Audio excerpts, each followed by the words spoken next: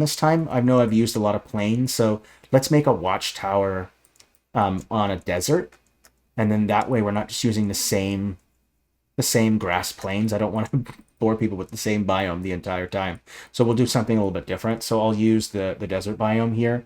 And what we'll do is that obviously you can't build a structure on top of a sand dune, right? It doesn't have a strong enough foundation, especially something like a tower. So what you might want to do is use like a hill or create like a rocky outcropping. That means there's like some rock that protrudes out of the sand, and that's going to act as a solid foundation for a tower to stand upon. You would never put, I found, some kind of structure on top of a dune itself unless there's rock underneath the dune in which it's placed upon, so that works well. But a rocky outcropping is really the best way to go about doing it. So we'll choose what we want to act as the rock. And I saw that there were a couple here, like this one right here, gray mesas. The mesas work fine. You could also use some of these rocky cliffs right here. You could also just use these rock outcroppings that we used here. You could use these as well. I think this one kind of works well because it kind of has some nice nodules to it. So I think these will work best.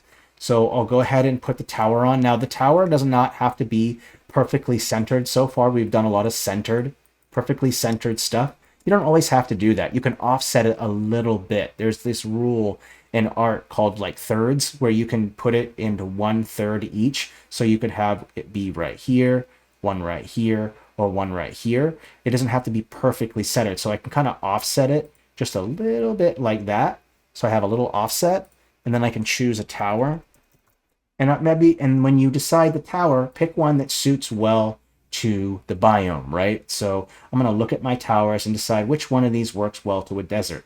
And this tall sandstone, it's even called sandstone, so it kind of makes sense to add a tower there, right? So I'll scale it up a little bit, and then I'll put the tower right on top of that stone right there. Now that I have the central figure or the central part done, now I can go in and create multiple rocky outcroppings to kind of create a design. So I'll maybe put one here, another one here like this, just to put a couple together to kind of create this nice, interesting kind of shape and design. So you have this nice rocky outcropping here. Just like we did before, we'll select each one of these and maybe use kind of a gray color.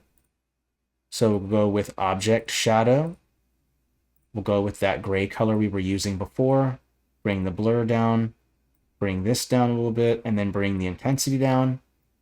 And then we can kind of blur in that a little bit. And then of course we might want to add in some sand dunes as well. So I think I might have to go over to the desert part again and select one.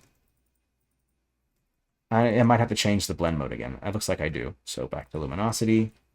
And then I'll go ahead and place my sand dunes around it. And you'll have to turn off the blend mode, or turn off the, you'll have to turn off the clipping mask. Thank you for bearing with me there. Oopsie, I just realized that I made that within it itself, so I have to copy paste. Open this up. There we go. Okay. And then just turn off the clip masks.